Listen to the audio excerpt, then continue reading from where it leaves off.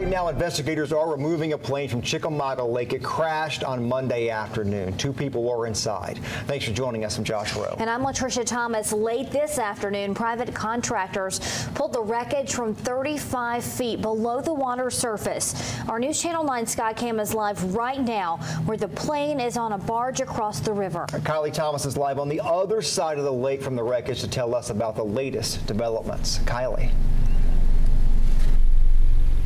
That's right. What's left of that plane is actually right behind me here. Crews have loaded it onto a trailer along Thatch Road. That's in Birchwood. You can take a better look with our News Channel 9 Skycam that is live right now. This all comes just one day after those 2 families received their worst news. As investigators are creating their plan to recover the plane, 2 families are dealing with a recovery of their own. She's going to be missed. She's going to be missed. Remembering the 2 people who boarded that red and white plane in the only way that they know how. He had a way of convincing you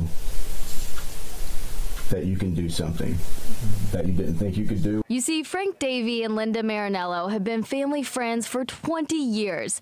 They both taught at Notre Dame High School. You never imagine it's going to happen to you, especially in a plane crash. The 2 friends left the Dallas Bay Airport runway around 1:30 Monday. The FAA says they crashed into Chickamauga Lake just minutes later. It's the hardest call I've ever had to make in my life. Linda's husband, Chris, was in Sale Creek Thursday as they pulled her body out of the plane. She and Davey were still strapped in. Dad was probably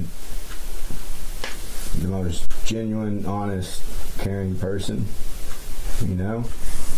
Time was cut short for the Davies and Marinellos. Now they're holding on to the memories. The last time I saw my wife, it was a big hug and a big smile, and that's the way I'll remember her. That keep their legacies alive. We've listed the funeral arrangements for Davey and Marinello, both on our website at newschannel9.com. Live in Sale Creek, I'm Kylie Thomas, News Channel 9. Thank you, Kylie. Let's break down now the parts of that plane that are recovered. This is a picture of Frank Davey's plane. It was taken just a few months prior to the crash. We spoke to an expert who sells parts of the Bellanca 1730A model, which you see there. He says the red and white paneling is a thick fabric that covers the plane. The wings are made of wood. That's also where the fuel is stored. The main body of the plane is a thick tubular design. The FAA says Davey's plane is destroyed. You can see the picture there of the crane pulling it out of the water earlier today. You can see with our News Channel 9 Skycam that aircraft is whittled down to just pieces. Well, it wasn't easy locating the plane underwater. That effort took 4 days. Getting it out of the water is also a difficult task. News Channel 9's Aaron Farrar shows us how crews formulated a plan to bring the plane to the surface.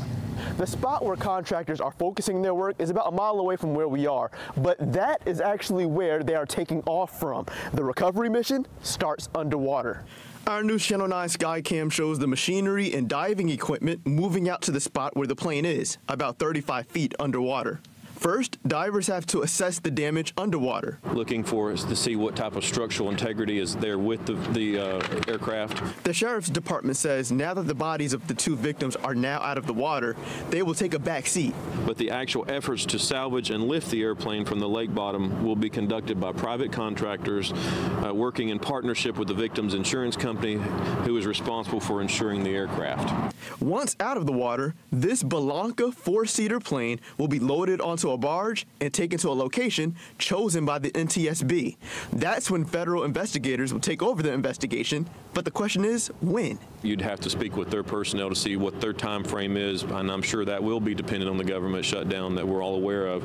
What we still don't know is what caused the plane to go down. Captain Frank Davey's family believes the wind is to blame.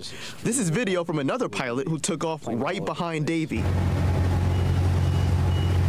but a witness reported to investigators an explosion before the crash. I have not spoken to any of the witnesses, but I know that our investigators have, and I'm not going to be able to address those. That's all part of the active investigation. Reporting in Saudi Daisy, I'm Aaron Farrar, News Channel 9.